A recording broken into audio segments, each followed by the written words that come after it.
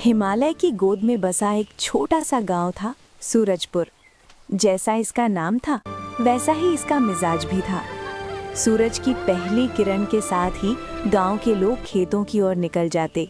पक्षियों की चहचहाहट से पूरा वातावरण गूंज उठता और गांव के बीचों बीच बहती नदी का संगीत सबको शांति देता। इसी शांति के बीच गांव के एक कोने में एक छोटी सी झोपड़ीनुमा वर्कशॉप थी, जहां से अक्सर खट-खट और हथौड़े चलने की आवाजें आती थी। ये वर्कशॉप थी आदित्य की। आदित्य, जिसकी उम्र महज 14 साल थी, लेकिन उसका दिमाग किसी वैज्ञानिक से कम नहीं था। जहां दूसरे बच्चे खिलौनों से खेलते थे, वहीं आदित्य पुरानी टूटी हुई रेडियो, घड़ियां और मशीनें खोलकर उनके अंदर के रहस्य खोजता था। उसके लिए कोई भी चीज कबाड़ नहीं थी। वो कहता था, दुनिया में कुछ भी बेकार नहीं होता, बस उसे सही नजरिए की जरूरत होती है। एक सुनहरी दोपहर आदित्य गांव के सबसे पुराने कबाड़ खाने की ओर गया। वहां पुराने इंजनों और लोहे के ढेर के नीचे उसे कुछ चमकीला दिखा। उसने मिट्टी हटाई तो उसे एक धातु का हाथ दिखा। उसने और खोदा तो सामने आया एक पुराना, जंग लगा हुआ और धूल से भरा रोबोट। उसकी बनावट बहुत पुरानी थी। छाती पर एक गोल कांच का डिब्बा था और सिर पर 2 टूटे हुए एंटीना। गांव के लोग उसे देखते तो शायद कचरा समझकर छोड़ देते, लेकिन आदित्य को उस लोहे के ढांचे में एक जान नजर आई। वो उसे घसीटते हुए अपनी वर्कशॉप में लाया। घर के लोग उसे देखकर हंसे। आदित्य, अब इस लोहे के टुकड़े से क्या बनाओगे? आदित्य बस मुस्कुराया और अपनी औजार लेकर जुट गया। पूरी रात आदित्य नहीं सोया। उसने रोबोट के हर जोड़ को तेल से साफ किया, जंग हटाई और पुरानी तारों को हटाकर नई तांबे की तारें जोड़ी। काम बहुत मुश्किल था, क्योंकि रोबोट का सर्किट बहुत पेचीदा था। सुबह के करीब 4 बज रहे थे जब उसने अपनी आखिरी कोशिश के तौर पर रोबोट के पिछले हिस्से में एक छोटा सा स्विच दबाया। अचानक एक धीमी सी गूंज सुनाई दी।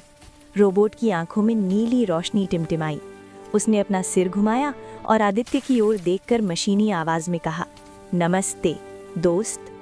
आदित्य की आंखों में खुशी के आंसू आ गए। उसने उसका नाम रखा जीको। अगले कुछ हफ्तों में सूरजपुर ने एक अद्भुत नजारा देखा। एक छोटा लड़का और एक लोहे का रोबोट साथ साथ गांव की गलियों में घूमते। जीको बहुत जिज्ञासु था। वो आदित्य से बच्चों जैसे सवाल पूछता।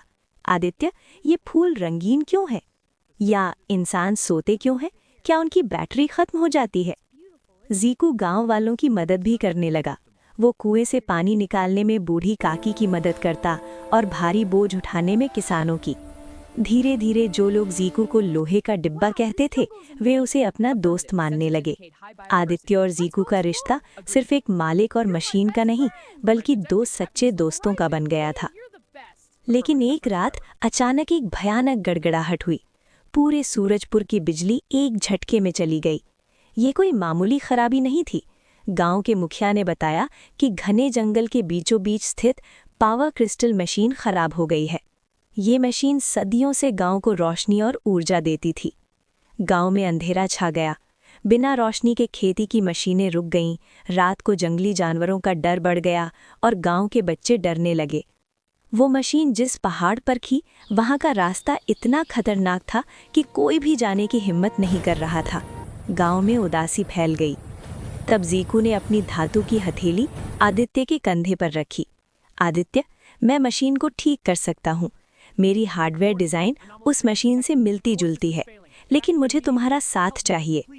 आदित्य के माता पिता डरे हुए थे, लेकिन उन्होंने आदित्य की आंखों में दृढ़ संकल्प देखा। दोनों टॉर्च और कुछ औजार लेकर घने जंगल की ओर निकल पड़े। रात का सन्नाटा, जंगली जानवरों की चीखें और कटीली झाड़ियां, हर कदम पर खतरा था। एक जगह एक पुरानी लकड़ी का पुल टूटा हुआ था, जहां जीको ने अपनी बाहें फैलाकर आदित्य को सुरक्षित पार कराया। वे डर रहे थे पर पीछे नहीं हटे, क्योंकि उनके दिल में पूरे गांव की भलाई थी। जब वे पावर मशीन तक पहुंचे तो नज़ारा भयानक था। मशीन से चिंगारियां निकल रही थीं। जीको ने जांच की और बताया, इसका मुख्य सर्किट जल गया है। इसे चालू करने के लिए एक बहुत बड़े ऊर्जा के झटके की ज़रूरत है। जीको ने बिना सोचे अपनी छाती का पैनल खोला और अपनी आंतरिक बैटरी की तारें मशीन से जोड़ दी। जैसे जैसे मशीन में जान लौटने लगी, जीकू की आंखों की रोशनी मध्यम होने लगी। वो कमजोर पड़ रहा था। जीकू, रुक जाओ, तुम अपनी सारी ऊर्जा खो दोगे, आदित्य चिल्लाया, लेकिन जीकू बस मुस्कुराया।